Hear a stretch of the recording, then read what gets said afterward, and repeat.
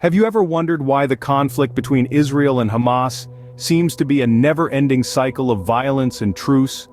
This question has puzzled many across the globe for decades. The origin of this conflict can be traced back to the formation of Israel in 1948.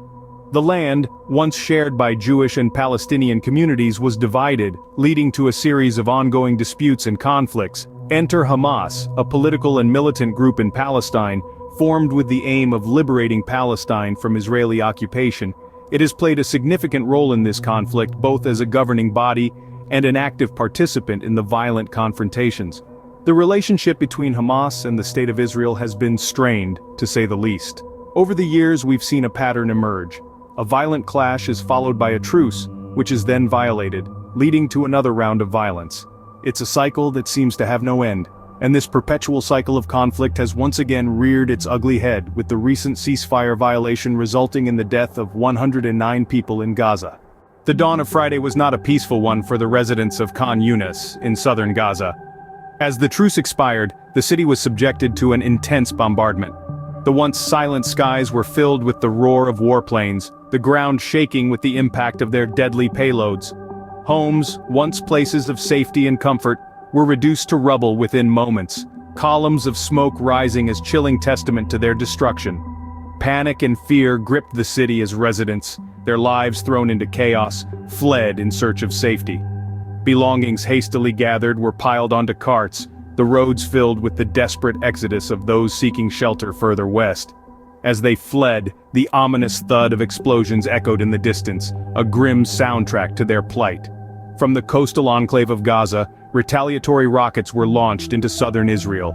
The shrill sound of sirens filled the air, a stark reminder of the escalating conflict. Within a few short hours, the fragile peace that the truce had afforded was shattered, replaced by the all-too-familiar sounds of gunfire and explosions. In just a few hours, the relative calm that the truce had brought was shattered, replaced by the familiar sounds of gunfire and explosions.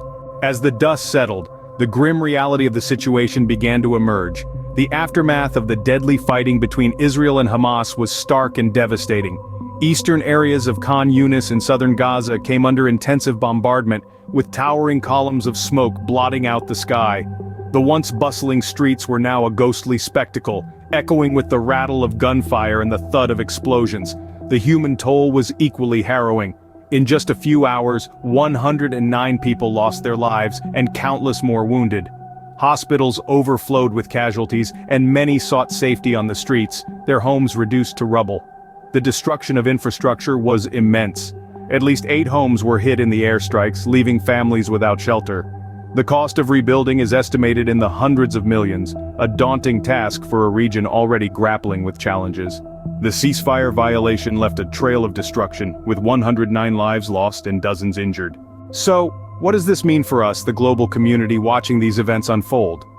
As we witness the heartbreaking scenes of conflict and loss, we are reminded of the interconnectedness of our world. It is crucial to stay informed about global events, especially ones that carry such dire consequences for innocent lives. Knowledge is our tool, our compass in navigating the complexities of these global issues. It's not just about understanding the politics, the negotiations, or the ceasefires.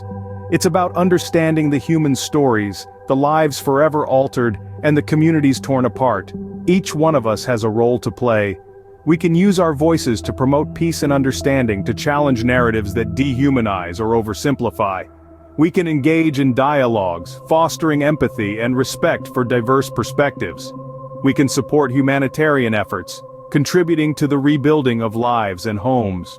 Remember, our collective actions, no matter how small, can ripple out and make a significant impact. It starts with staying informed, extending our empathy, and remembering that behind every headline there are people just like us striving for peace and dignity. Staying informed and engaged is not just our responsibility but our duty. Let us strive to understand these complex issues better, and let us not forget the human cost of these conflicts.